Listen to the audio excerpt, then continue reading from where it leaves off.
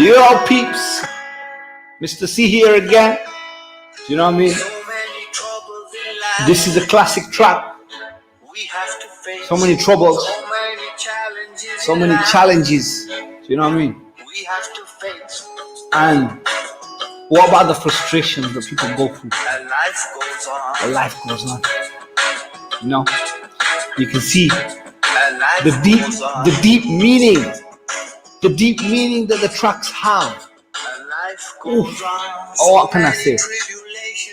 The tribulations people face, the frustrations people face. Yeah. If you ever set yourself on a goal, on a mission, then this song is for you. Do you know what I mean? If you ever set yourself on a goal, on a mission, you have a purpose. Trust me. Anybody who's looking for a purpose, even, you need to listen to these tracks. These tracks will help you find your purpose, will help you come out of darkness and move you into light. Trust me, it's been structured in such a way. And I'm going to tell you today, I want to spend most of this session telling you about how Mr. C's tracks came about, how the lyrics came about, how I wrote the songs, why I wrote the songs, how my intuition kicked in, and I came up with the ideas to develop these songs. You know, the first one, it was written 2017, I believe. I started writing the song. I had a vision. And one of the things that inspired me to do it was, like, I was working on so many projects at that time, and I was exhausted at the same time. And the more I moved forward, the more I did, the more I got out of my own way, etc. What happened was, the less time I found. Days, you know, they were going fast. Like Fridays would, you know, every Friday, I used to look forward to a Friday for different reasons, of course. Some people, they look forward to a Friday because they want to go out. I used to look forward for it because that was the day that I took off. Every Friday I took off. I spent time with my family. I spent time with doing other things that were more valuable to me, etc. Do you know what I mean? And that's the day that I look forward to. And trust me, like, days were going by, months were going by, and years were just flying by. You know, I released the track Time in 2018. That's how long it took me to get everything together and put it together and then release it, right? So from writing it to producing it to then releasing it to then getting distribution, etc. Look how long it took.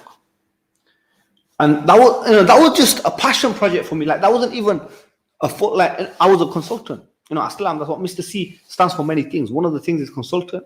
You know, like I said, Sister History Alter CEO, Choco from back in the day. That's what people used to call me. You know, one kid just the other day. You know, he's not a kid no more. He's big now. But, you know, he's known me for years. Like, I grew up with him on that. And the other day, he called me Choco.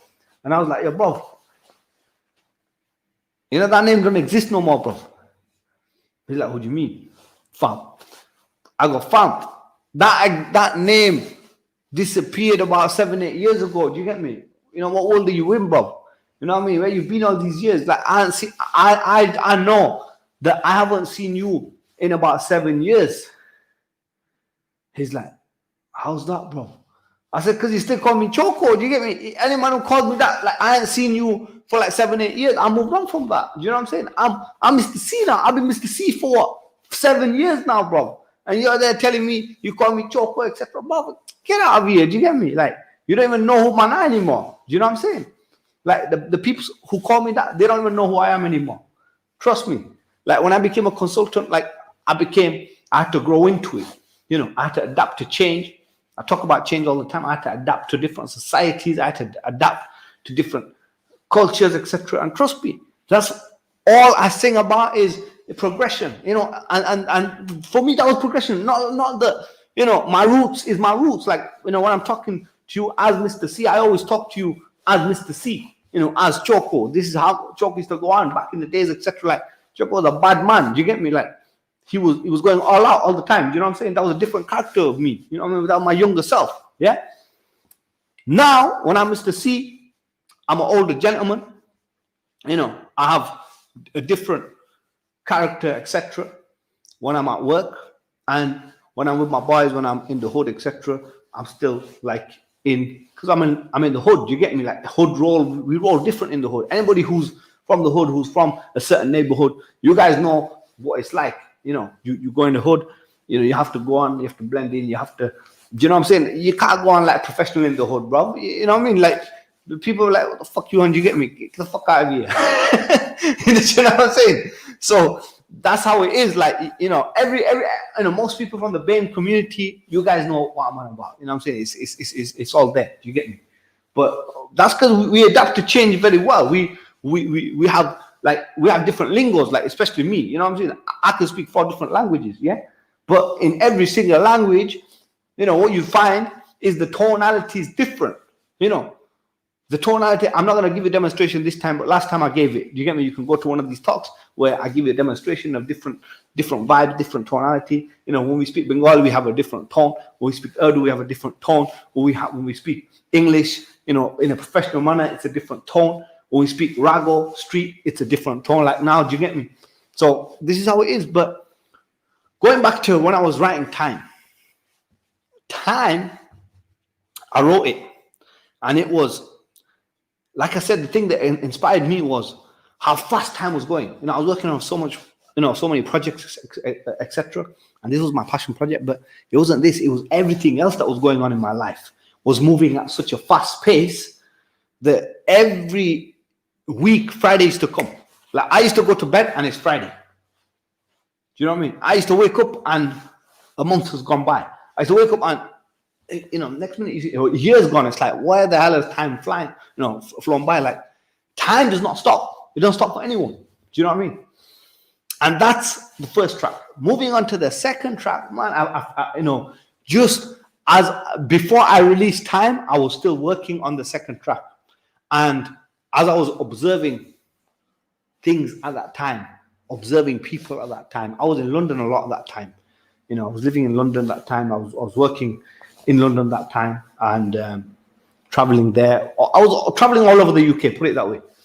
I traveled extensively during 2018, right?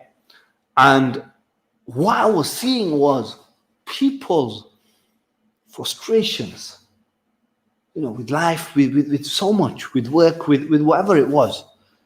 And, the troubles that they were going through.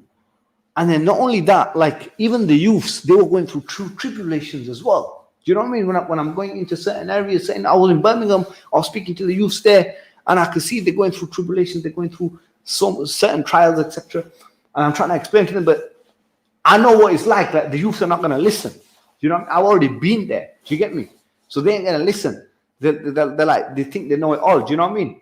So it was kind of, I tried to, but it wasn't happening. Do you get me? So I tried to, but it wasn't happening. Do you know what I mean? So then what happened was I wrote the song, and I knew that, as a business consultant, one of the things that we do is we always look at solving problems. And how do you get rich? Listen, if you're from the hood and you're watching this is going to be so valuable to you right now. You want to get rich? Listen, you ain't going to get rich by doing whatever you're doing on the streets. I'll tell you that right now. That is going to get you in a messed up situation. You want to get rich? You have to start solving problems. And that's what the message was about. And I sing that song, that lyric in such a manner which you have to listen to it to understand and appreciate how deep I go with this. Do you know what I mean? And let me show you. Like, look. Just listen to it. Just listen to it. Just give it a sec. So many here it is. Listen to this. Listen to this again. Watch this. Watch this. There's 7 billion people in the world and a billion problems to be solved. You know what I mean? 7 billion people in the world and a million problems to be solved. You know what I mean? That's how much money there's out there to be made, people. You know, you solve $1 million problem, you've made $1 million. That's how you do it. And unfortunately, a lot of people don't understand it. They don't get it. They think that the way that they're doing things, that's the only way. You know, like there's so many ways. There's 1 million ways to make $1 million. You know, one of my mentors taught me that years back. Like, you know what? There's 1 million ways to make $1 million. Did you know that? I'm like, what the hell? Do you know what I mean? And whew, trust me, there is. And that's the message I'm trying to share with people, you know. And I get it. The people who listen, they don't have the intelligence or they don't have the intellect to grasp this message or this knowledge. And one of the reasons why I sang it in this format is because, look, we all know that music has a different culture to it. Music brings out, you know, like you go to the rap culture, you go to the hip hop culture, it's bringing out a different culture.